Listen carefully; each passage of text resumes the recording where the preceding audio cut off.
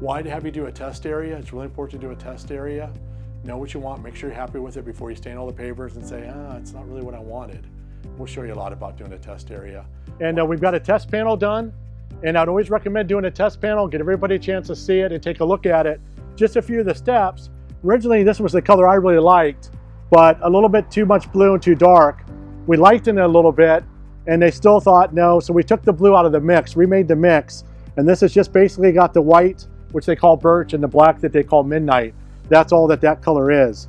And so we introduced that, and then Peggy really wanted to have a black color. So we just did basically 3 level teaspoons of black, and then we added a quarter of yellow to tint it a little bit. You can't see much difference, but it's a little bit, and that's what we did. And we're gonna stain these to have a little bit of range, not really completely cover the black, let the little bit of the background show through, but that's kind of the plan. We can always rehit them later if we want more coverage. So that's kind of the plan. We're gonna go with a two tone color right now, and then stain it all. It won't take us that long to do it all.